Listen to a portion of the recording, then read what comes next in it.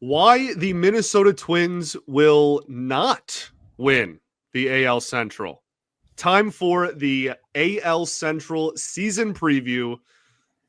Baseball is back. The Locked On Podcast Network presents the 2025 MLB season preview, sponsored by FanDuel. All the biggest storylines and breakout stars for all 30 teams. Will the champs repeat, or will another team shock the league? From the experts at the Locked On Podcast Network, it's your team every day. What is up, everybody? I kind of sounded like I was still saying a sentence there for the cold open, but we're back. We're here. Welcome to the Locked On AL Central season preview. We are joined by all of our AL Central hosts. We have Brandon Warren of Locked On Twins, Jack Johnson of Locked On Royals, Todd Welter of Locked On White Sox, and Justin Latta of Locked On Guardians. Then myself, Scott Bentley, Locked On Tigers. So we have a lot to go over. The title sponsor for today's show is FanDuel, of course. This whole episode is brought to you by FanDuel. This 2025, all the season previews brought to you by FanDuel. Right now, new FanDuel customers can get $150 in bonus bets if your first $5 bet wins. Let's figure out which team will make a splash or be trash, which is kind of a fire saying. The offseason moves that change all of these teams' trajectories.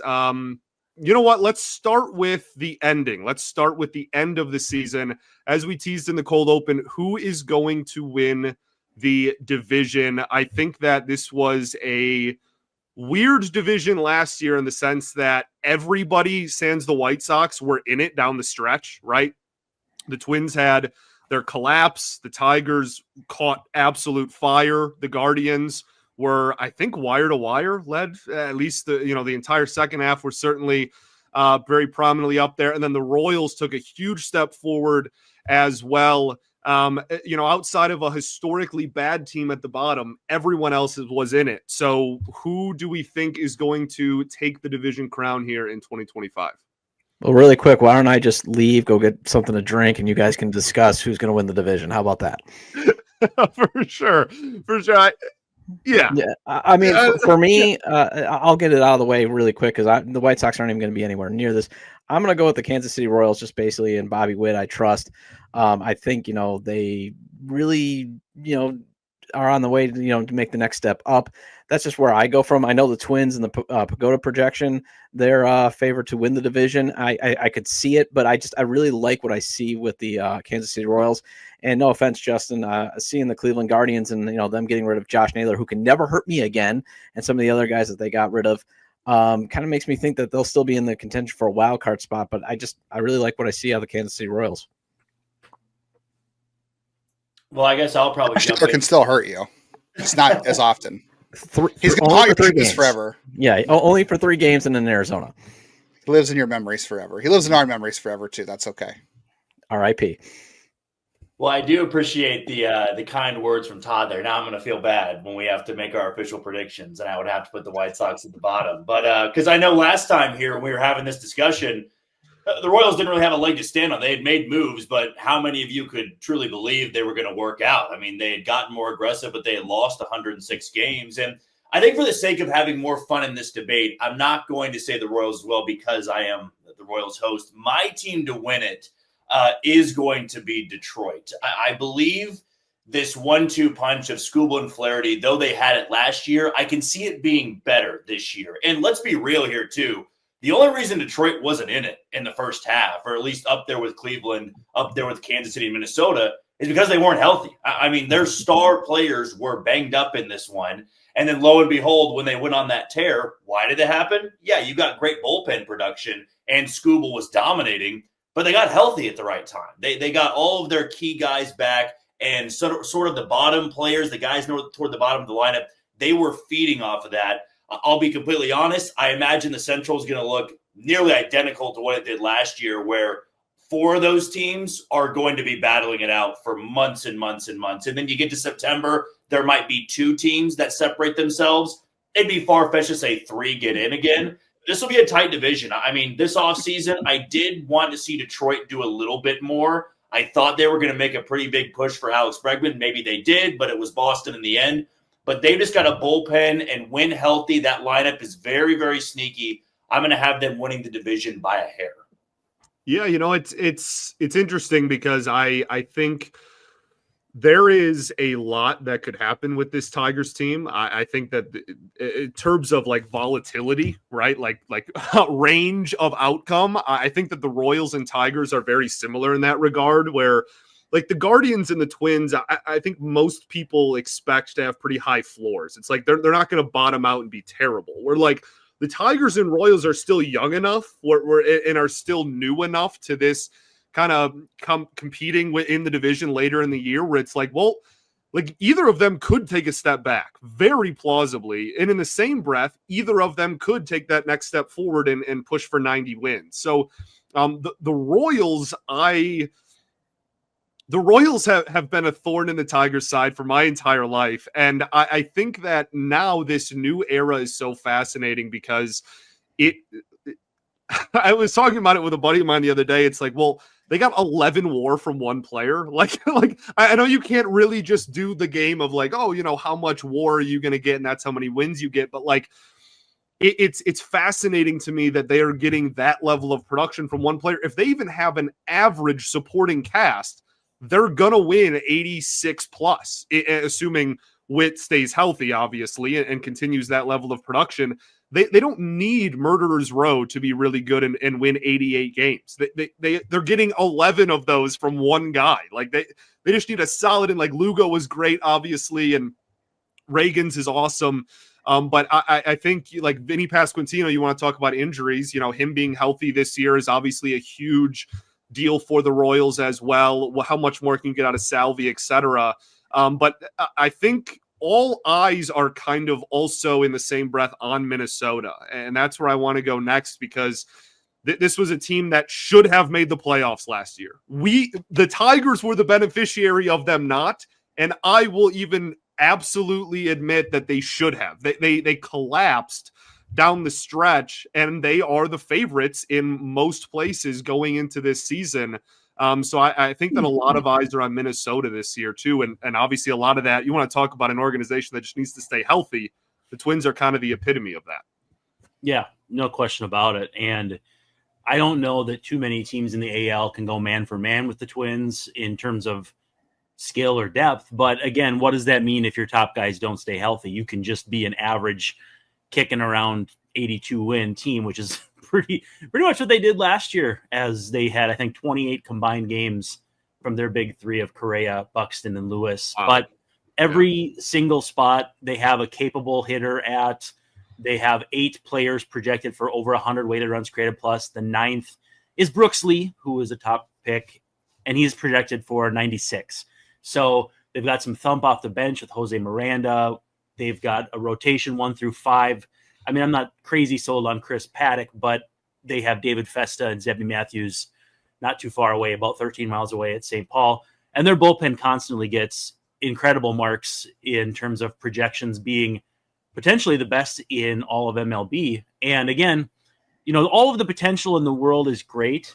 I saw this team with potential last year. I saw this team with potential the year before. The year before, I went out on a limb on this exact platform and ended up being right. Did the same thing last year, wasn't really a limb, and ended up falling out of the tree. So if I were to pick a team, though, that's not Minnesota, it's Detroit, just because of the rotation. I mean, they're trying to find room for Jackson Jobe, and it's going to be hard. I love the first 2 guys in that rotation, obviously, but I'm a Reese Olson fan. I think even Cater Montero, who maybe on the outside looking in, I'm not entirely sure, showed me some things last year as a youngster. And we'll talk about additions, but getting Flaherty back, what a coup for them. Again, I think I would like to see more offense from any of the other teams in the division to really feel good about their chances. But if I had to pick one outside of Minnesota, it's Detroit for me. I think the hard part about what Detroit is trying to do, and this is for everybody in the division, is that if you take out 2020, which we all agree we can just eliminate 2020 from all of our memories, right? Nobody has repeated the AL Central as a division champ since the Guardians did, or the Indians did in 17-18. The Twins did 19 and 20, but if we're throwing 2020 in the trash where it belongs, Nobody in this division is repeating ever. So we know in baseball, development's not linear. So Detroit did last year was fantastic, but it's hard to repeat. Look at the Guardians in 2022, won the division. They were a little ahead of schedule, and 2022 took a step back after having what everybody thought was a great offseason. 2024 won the division when the odds were kind of not in their favor. So repeating this division is really hard. And I think that the important thing is no matter who wins this division, I still think there's a really good chance that at least 3 of these teams, if not 4, are in the playoffs again next year or this year. How far we've come, lads. What a road it's been over the NFC North. Yeah. Respect the Central. With a Chicago team in dead last, and I think that's the thing too. I like I said, I think all 4 have a viable case. Just looking at the bottom up, but I mean the key is also can catching lightning in the bottle be sustainable? I do think the Tigers are trending in the right direction, but man, they caught lightning in a bottle like you would never believe. So can that sustain? And how many times have we seen it doesn't play well to an encore? Where the Kansas City Royals were showing success basically throughout the season on those moves. So that's kind of where I just lean more towards the Royals. Again, I'm looking up. Also, though, if variance is going to dictate that the White Sox should win more than 41 games, where are the Royals and the Tigers and even the Twins, where are they going to make up some of those wins that they got by just beating up on the White Sox? Because remember, the White Sox only won 2 games against the Royals and the Twins, and you can't discount that. That probably helped both those teams be good, because I think, what was it? The Royals would have been 70, like they were 73 and 74 without the White Sox helping them out, that type of stuff, and the Twins. So I'm just saying, can you make up those a couple of wins that, maybe the White Sox get 3 wins against the Twins and 3 wins against the Royals? Where are you going to make up those, extra wins, that type of stuff too? I think that has to be taken into account. It's a great point. And I think that, Justin talked about repeating in the division, and obviously Cleveland won last year. You want to talk about variance. How confident is everybody that Cleveland back to back, even if it's not necessarily back to back division crown, just the like they were in the running for the number 1 seed in the American League until the very end there. Like they had a phenomenal season. They had the best record in baseball at one point. They're coming out of the All-Star break, and they lost one of their best hitters. Like there is no guarantee that, again, when talking about variance, that Cleveland is necessarily as good as they were. I think we all think that they'll be around, but that's a team we haven't really poked around at and talked about for division title last year. And they were a couple of wins from the best record in the American League, with one of the best bullpens that you've ever seen. It was Cleveland's been known for their starting pitching. Yeah. And it was mostly their starting pitching was okay. And correct me if I'm wrong, Justin, but I mean, that bullpen was dominant, and it's still going to be dominant. So it gives them a chance. And what I love about Cleveland's roster construction is they at least have 2 foundational hitters in, Ramirez and Kwan. Hopefully Kwan just doesn't fall off. Well, you're wrong about the Guardians starting pitching being okay. It was not okay. It was bad. We could say it. It was bad. It was awful. Okay. They were not the pitching factory here. No. If we can talk down on the White Sox here, we can talk down on the Guardians rotation. It was literally Tanner Bybee and okay, please let a snowstorm come in the middle of July for Cleveland, because Carlos Carrasco was had the second most innings on this team a year ago. And I'm sorry, I love Carlos Carrasco. Cleveland loves Carlos Carrasco, but he did not need to be in Major League Baseball last year. And looks like he's going to start for the Yankees this year. God bless. Love the guy. But no, the bullpen was fantastic a year ago. And Cade Smith was a guy in spring training that was the last guy on the team. Like he was in a hotel before opening day in Oakland, and they were like, well, if we claim somebody off waivers, you're going to AAA Columbus. They didn't, and he was their best reliever, not named Emmanuel Clase, and in some ways better than Emmanuel Clase. And again, the thing with progress and development being linear, bullpens are by far the most volatile thing you're going to find in Major League Baseball.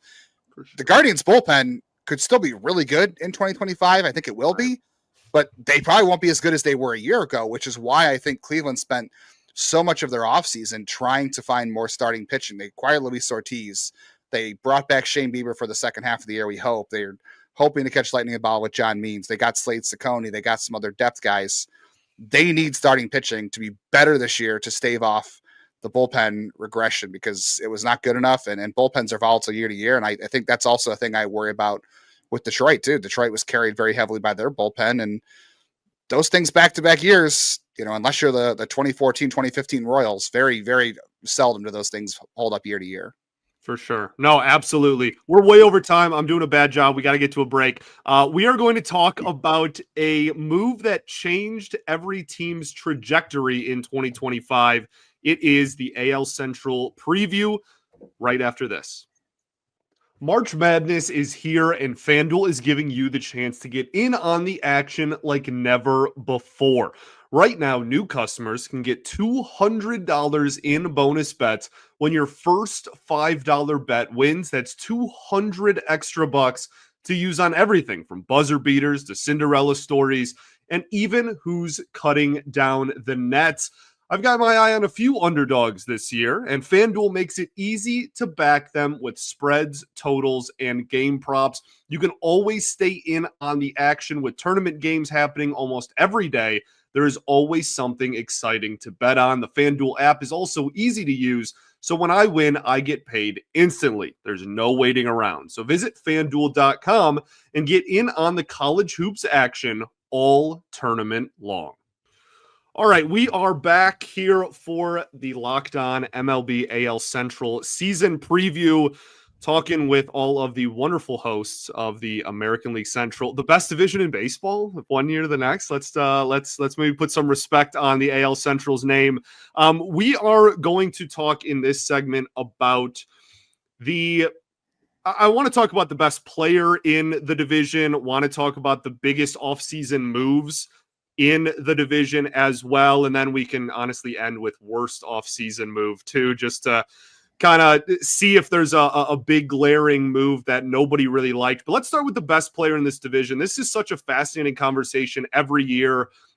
This is one of my favorite questions to talk with Brandon about, because every year I get to just say, well, it probably should be Byron Buxton, but we don't know how many games he's going to play. Now that completely changes after an 11-war season over in Kansas City. So is there anyone that wants to be really cool and say that it's not Bobby Witt Jr.? Jose Ramirez. Come on. Love it. Absolutely. We're just going to forget the guy who's been top 10 MVP votes for the last 8 years. Love it. Can I put 1A and 1B? Because I think Jose Ramirez, obviously, I think the world of him too, because he just obviously has always destroyed the White Sox. He's a foundational player, but I do love Bobby Witt Jr. I think he is the best player just because of all the tools, what he can do on the field. He's basically can impact the game with his glove and at the plate. He's just been amazing, last year, and I think that's just only going to continue to grow. And I think he's going to be the face of Major League Baseball. That's just how much I think of Bobby Witt Jr. But I love Jose Ramirez too. Those are my 1 and 2. And then I would say, yes, if Brian Buxton could ever stay healthy, he would be right up there. But it's what's the over-under on him playing 90 games? That's the issue right there. The other thing, though, is even though he doesn't hit, every day, Tarik Skubal.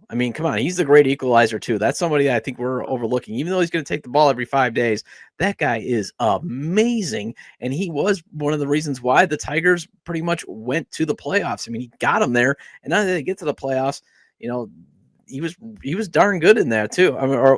He kind of struggled in the playoffs, if I'm right. If I check my numbers, he had one bad game. One bad game. He was still lights out. Yeah, he gave up the grand slam to Cleveland, and that was one bad hitter. Yeah, one bad hitter. Besides that, he was still stellar. Yeah, I would won go the Cy Young. For me, of guys that haven't been mentioned yet. I love Riley Green. I think just the world of Riley Green. Going to be into his age 25 season, if I have the breakdown correctly, but still tremendously young. I think ideally I would prefer to have him play center if I was going to pick the best player, the up and comer, but he's got all the tools you want. Sweet lefty swing, takes some walks. I think I don't know if he's going to be a superstar this year, but I think he's on that path. I am super jealous too that the White Sox took Andrew Vaughn instead of Riley Green. I would love the White Sox to have Riley Green because he's one of the few in that draft that's actually producing. That was a horrible first round if you go back and look at that. Yeah, big time. Yeah, and then maybe one more I'd throw in there just because I said his name last year, which if Royce Lewis can stay healthy, that is a freaky type of hitter. And I love Riley Green too. Skubal's phenomenal. Emmanuel Clase in Cleveland. Jose Ramirez, Todd said, I mean, Ramirez has been killing the Royals for years. So when you say that, sends a chill down my spine because they're never able to get him out. I mean, the type of production he puts in. And yeah, with Bobby too, I mean, he's one of those guys, one of the few in Royals history that from the time he was drafted to now, I mean, just constantly living up to expectations. I mean, when he was picked, everybody said that's the next Hall of Famer. That's the guy that has to turn around the franchise. And they unfairly did it to Alex Gordon back in 2007 or 8. They were saying, this is George Brett only because he played third base. Like he was a great college hitter at Nebraska. And they were like, this is George Brett. That's unfair to do to him. But for Bobby, they did the same thing. And he almost loves it. I've asked him, 3 separate times each offseason, like, do you like this type of pressure? He's like, I welcome it. I want to have that pressure on me because if I don't have any pressure, then I'm clearly not good enough to be focused on. So to go into a year like this, an MVP candidate next to Aaron Judge again, hopefully he can live up to it. I actually just did an episode today. There was a scare when Andres Munoz hit him on the forearm. And so this being spring training and you only get the radio broadcast, everybody's panicking and not knowing what happened, but he ended up being all right. So hopefully good to go. But that's one thing I hate from the national perspective. The AL Central doesn't get enough love for a lot of talented guys they have and very underrated. And unfortunately, it's just because they're not, like in the AL East with the Yankees and the Red Sox. And there are some really talented guys here. And, even in Chicago, Luis Robert, when healthy, is a very good center fielder. So every team out here does have a star. Yeah. Luis Robert Jr. won't be on the Sox for long, though. I think that's a great point. I think when looking at the offseason, one of the conversations that everybody talks about, at least in our fan bases, is, comparing and contrasting off seasons. And that's, I think, very fair to do between the fan base now, because 4 of the 5 teams, as we've talked about, were all in it. And 3 of them especially were pretty much neck and neck the entire last month of the season. So is there a move specifically this winter, whether it's your team or just across the AL Central in general, that really stood out to anybody as like, this is a move that can completely change? I mean, how wild is it that, a year ago, when we asked this same question, I'm not sure anybody outside of maybe Jack said that Seth Lugo would be that type of addition. And then he puts up a Cy Young caliber season and ends up being one of the best ads, if not the best value add of the entire winter. Is there anything like that around the entire division this year? Well, if you're looking for like a sneaky good move, I like how Jacob Junis went with Cleveland on that. I mean, I was kind of hoping he would come with the White Sox just because of his versatility. He's a very good reliever, but he also was, he had 5 strong starts with the Reds. So I was kind of actually hoping he'd come to the White Sox, but again, they were pinching their pennies. So I think that could be a sneaky good move. I liked, again, what the Tigers did in terms of adding Flaherty and even Gleyber Torres. I mean, yes, he's not the greatest hitter, but he at least will provide you 15 home runs for a lineup that could use some pops on there. So I like those moves in particular in terms of one that's sneaky good or could have sneaky value. And I liked what the Tigers did in terms of getting Flaherty back and Torres. Yeah, the Tigers for me had the best offseason in the AL Central. And to be fair, when the White Sox, how many times did they win the offseason? Bob Nightingale, I think, over and over kept declaring them World Series champions and got the kiss of death. So the offseason doesn't always win you things. But yeah, getting Jack Flaherty back to go next to Tarik Skubal is a great move. And the fact that Jackson Jobe has to compete to join that rotation now. And yeah, Gleyber Torres, the guy's 28 and he's betting on himself going into next year. That guy is going to be incredibly hungry and motivated. So that's going to be fantastic for them. I think that they had the best offseason, but we'll see how that plays out on the field. And I have to give Jack credit too for something before too. He was talking about like off-season additions last year. I was on here last year and I said, well, Seth Lugo and Michael Wacha and Hunter Renfroe, those guys will be traded at the deadline. Like those were all moves to help boost the farm system. I could not have been more wrong about that. They brought something together I didn't think they could. The question is, will they repeat? I think adding Carlos Estevez to their bullpen was a good move because that was the one thing the Royals didn't have last year. If that bullpen didn't melt down time and time again last year, the Royals are AL Central champs. So that was the only thing that really kept them from that. And I think having Estevez will certainly help them. Plus they've got, Lucas Erceg and some other guys now. The offseason acquisition with Estevez was huge because it allows Lucas Erceg to kind of move into that fireman role where, last year, if you burned him in the 6th or the 7th, who the hell was closing out the game at the end? Right. Even Hunter Harvey, when they brought him over, was never really healthy. James MacArthur, Talked with him down in spring training. He was not healthy in the second half. John Schreiber wasn't the closer type. So to bring in Estevez, a guy with closing experience, it allows them to have that flexibility. And Jonathan India, I mean, I know that, I was the one that watched all the Royals games, but they got no production for the leadoff spot. I mean, Maikel Garcia, Michael Massey, Tommy Pham, none of them stuck up there. And India was somebody who had a top 5 walk rate last year. That's behind Aaron Judge and Juan Soto and Nathaniel Lowe, guys that are known for drawing a lot of walks. So I do believe that'll give them a bit of a boost right ahead of Bobby Witt Jr. and Vinny Pasquantino. But my favorite move of the offseason, next to Jack Flaherty, because I think in the postseason, as I predicted the Tigers to win it, when you can go Skubal and Flaherty, that's night and day different than what they had last year, where it was, hey, Skubal can go give you 6 shutout, but then you're going with an opener and a bullpen game after that. So to have Flaherty, who then did it for the Dodgers again, is going to be phenomenal for them. But I love the Luis Ortiz move for Cleveland. I mean, I think we can all agree here, Cleveland's a pitching factory. No matter who they bring in, it could be a failed starter. They turn into an elite reliever, just a failed guy in general, or nobody they're talking about, and they turn him into a stud.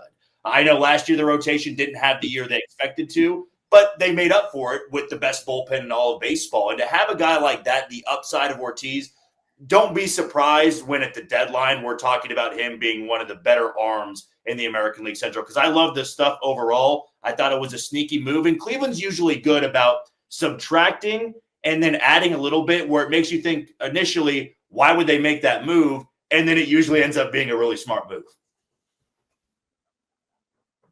Yeah, it basically took all my answers, guys. So I really appreciate that. No, I was actually going to talk about Jonathan India. It gives them an element of the offense they just don't have and didn't have. Someone getting on base. It was a swing, and swing some more offense. And that works too if you make a lot of contact, and, they made it work. And so that was going to be my sneaky one, because I thought Jack Flaherty was kind of the obvious one. And it's pretty telling how little this division did overall, that a move to get a team back to where they were a year ago in terms of the top of their rotation stands out. It was a pretty quiet winter. I mean, if you're going to force me to pick something that happened that I think is interesting, I mean, Ty France looks like he could be decent, and he signed for $1 million, and, we'll see what happens there. But maybe Harrison Bader, he's going to fill a very specific role on the Twins as a right-handed hitter.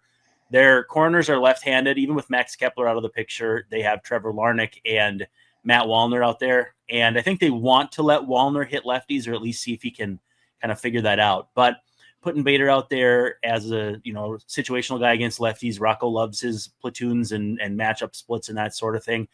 And I think Bader's got the athleticism, the defense to be really nice in a corner.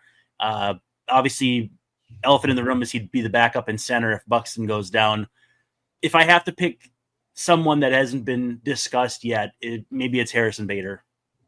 No, I love it. And before we get to a break, I just also want to point out, because this was a quieter, I would say, offseason for most of the teams in this division, if I want to go really off the wall, you could almost say that one of the biggest ads of this division that's not even truly an ad is just Vinny Pasquantino being healthy. It's a guy that missed, obviously, the entirety down the stretch for the Royals last year, and just him coming back and reinserting himself into that lineup, I think is a huge boost. So let's get another break. And on the other side of said break, we are going to talk about teams that could make a big splash or could be trash. This is the AL Central 2025 MLB season preview. There's nothing quite like the energy of an MLS match. The chants, the atmosphere, the last-minute goals. If you want to experience it all live, Gametime makes getting tickets easier than ever. With last-minute deals, all-in pricing, and the lowest price guarantee, Gametime takes the guesswork out of buying MLS tickets. Plus, ticket prices actually drop as kickoff gets closer, so you can score amazing seats at a great price. It's easy and affordable. I just checked the Gametime app, and there is an incredible deal for this weekend's matches, cheaper than I expected. And there's so many great features as well. The seat view feature is one of my favorites. because I can see the exact view of my seat before I buy my tickets. There's no surprises when I get to the stadium, and also just the general peace of mind that you have when buying tickets through Gametime. They have an event cancellation protection policy and job loss assurance, so I can buy with confidence. Take the guesswork out of buying tickets with Gametime. Download the Gametime app, create an account, and use code LOCKEDONMLB for $20 off of your first purchase. Terms apply. Again, create an account and redeem code LOCKEDONMLB for $20 off. Download Gametime today. Last minute tickets, lowest price guaranteed. All right, we're back from break here. Third and final segment. Want to talk about some big picture stuff with this division. I want to start off with just who is on the hot seat, because I think it's so easy to just point at the White Sox and be like odd man out, right? Like that, but especially after last season. But I think that there is some teams in this division that if they don't win, it's a big deal. If the White Sox don't win, it's not a big deal. And I think that there's a huge difference between that. So, I mean, legitimately, where my brain goes to is how many opportunities does the Twins regime get? And I know a lot of that has to do with injuries, so that's not completely fair to just pin on the organization as a whole. But is this something that they are going to be willing to just continue running back year over year and hoping that they can just get a healthy season one of these years? Yeah, I mean, I think it's a valid question. And Derek Falvey was just promoted to team president. So, I mean, in terms of regime changes, I think you go, trickle down economics, and Rocco gets the boot if that's the case. Because if you trust the incumbent to rise up the ranks in terms of front office stuff, you probably shuffle the deck chairs a little bit if this team goes like, let's say 77-85 or something. That at that point, everything that you've accomplished from 2019 and 2023 is a distant memory. And then every other year has been an average of like 83 wins, which, I mean, 83 wins is fine. It's tragic if you're the Yankees, and if you're, if the White Sox right now, if they got 83 wins, you'd be throwing a party. So I think, there's some element to that. I think they have enough young talent that you would not hit a hard reset, but it would definitely be, all right, we tried the Rocco thing. What's the next? And I wonder if they'd go with a, players type of manager, like a Dusty Baker, Bruce Bochy type that's more experienced. I don't know who that is. I mean, Joe Madden comes to mind, but I don't know that he's in that capacity anymore.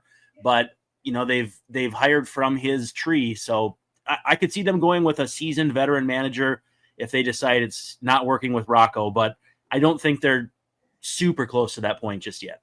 Well, I think the Twins also just have to figure out who's going to be owning the team. I mean, that's who's on the hot seat. I mean, the fans basically forcing the Polans to even put the team up for sale, and then Jerry Reinsdorf making a boss move. I mean, that was a boss move. Calls up Justin Ishbia and says, hey, buy up some more shares and maybe you'll get right of first refusal. I mean, we don't know what the future of what that is, but Ishbia pulls off his deal, pulls his offer off the table, and now the Twins are figuring out who's going to be the owner. I mean, they just announced that it's not going to, till July that they might decide if they're even going to sell.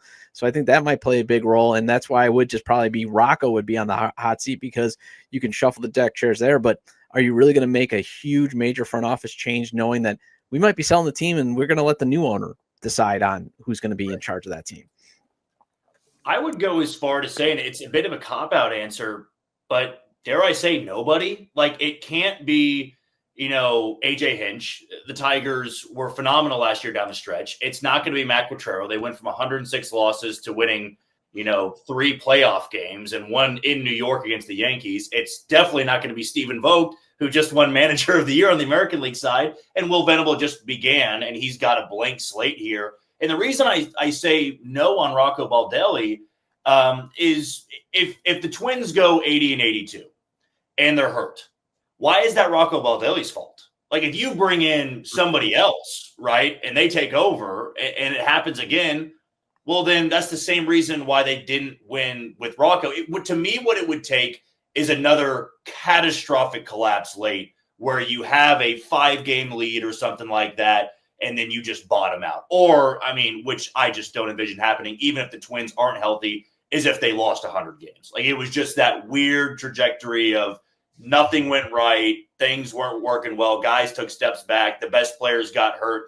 But I would go as far to say nobody. It's definitely not, it can't be in Chicago. You can't fire a guy when you didn't do enough to make that a winning team. It can't be Vogt, who just won AL Manager of the Year. It's not going to be Quatrero or AJ Hinch. And I don't see how it's Baldelli's fault. Maybe Twins fans do feel differently, but I do believe that it's still a very talented team, and he's proven that. They just weren't healthy. And if health is a problem, then that's a player issue, not a manager issue. Well, Brandon, you can speak better to that too. It sounds like the Twins fans took their anger and directed it where it needed to be. The ownership, hey, you're not, you spent a little and then you stopped spending, and you're not spending enough to cover that, to give yourself depth. And it seems like that's, the fans want the owners fired. For example, for the White Sox, who's on the hot seat? Jerry Reinsdorf. He's on the hot seat. They want him to sell and sell tomorrow because there is a billionaire owner. There's a billionaire willing to buy the team. He just won't do it. So I think it's more ownership is really who's on the hot seat, but you can't fire the owners. The bar is so low in Minnesota for ownership, you could call it Cheers. That's how bad it is. And it's literally, it's a bad ownership group that bought it 40 years ago from a guy who was a blatant racist. I mean, the Twins have been absolutely snake bitten in their ownership groups for the existence of the team since they came over from DC. And so, I mean, Ishbia would have been a huge coup for this fan base and everything, but honestly, just someone who doesn't suck. Honestly, I don't know if that's too on the nose and sharp or harsh, but someone who doesn't suck. Raise your hand if you in the AL Central like your AL, you like your ownership group, because I feel like the only person here should raise their hand is probably Jack, because they're still in the Royals are still in the honeymoon period with Sherman, who was part owner of the Guardians. So I think he's the only one who gets a pass. I think everybody else here. I know the older Illich is spent in the World Series contending days, but the younger Illich, nobody likes Chris, dude. Yeah, no, you're right. Yes, you're correct. Yeah, nobody in this division should like their ownership group. So no, that's not one. I think that's a great point. I think I love Jack's answer too, of just kind of like, we don't have to give an answer. Like it might just be nobody. Let's end the show with a fun kind of just bold prediction. This is how we've ended the last couple as well. Just bold predictions for the year. It can be on your team. It can be on other teams in the AL Central. Let's just go kind of around the horn to end the show and just kind of talk about one bold prediction you may have for your team or any team in the AL Central. The Guardians haven't had a outfielder hit 20 home runs since 2010 in Sin-Soo Choo. Wow. That changes this year. Lane Thomas hits 20 home runs, might even steal 20 bases. I think Lane Thomas is a 2020 player, and that would be the first time the Guardians have gotten that in, I think, 15 years. Miguel Vargas is going to hit 25 home runs after hitting 150 coming over to the South Side, because he added 20 pounds in the offseason. I'm willing to give him one more chance, and he's looking really good in spring training. Obviously, he's hitting the ball in the dry Arizona air, but he beefed up, added 20 pounds. Looks like he's in better shape, better able to handle it. So there. I'm not going to say all-star, because last year I said Andrew Vaughn was going to be an all-star, and it turned out I wished some evil on him. So I'm just going to say Miguel Vargas will hit 25 home runs. I believe that, bold takes are supposed to be outlandish and fun, so I'll have one. I think Jack Caglione debuts in June, and he goes on to hit 15 home runs or more in his first season here. I think the Wyatt Langford comparison of you send him down to Double-A, first month of the season, he hits 380 to 400. I mean, the Royals have been very clear about if he hits well early on, they're going to try him in the outfield and see. And he throws 99 off the mound, so his arm's going to play in right field. But the more, and it's not just spring training, it's more of how they talk about him. I don't think they're going to have any sort of service time manipulation. And since they didn't add that big impact bat, there is a real world possibility in which they view him, even though it's a lot of pressure on a rookie, to be that huge middle of the order bat that has so much power.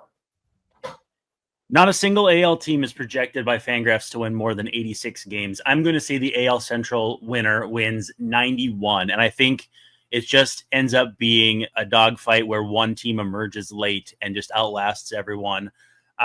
If you haven't seen, 14 of 15 teams are projected for 76 to 86 wins. I cannot imagine an AL more closely and tightly contested. It's exciting for this point of the year that so many teams have hope. Sorry, Todd, about that. But I feel like we're getting so much mileage out of your expense, and I apologize. I just think though that it's earned. I think that someone runs away with this division, and as weird as it sounds, 91 or 92 wins nabs this division, and it's by 4 or 5 games. It's they get a nice week to clinch and kind of relax. Yeah, your point about the American League is a great one too. I mean, especially with the injuries the Yankees have seen, and with Houston not being, like peak Houston anymore, like this is the most wide open the American League has been in a decade. Like I don't think that's that outlandish to say. So it's going to be a really fun year.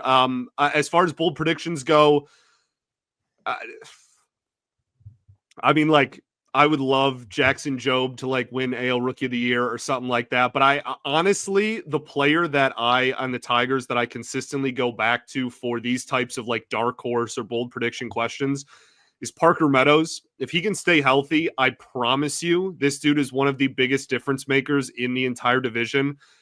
He started off the season last year as the opening day center fielder, hit like 070 and was just the worst hitter on the planet. Got demoted back down to AAA for a couple of months.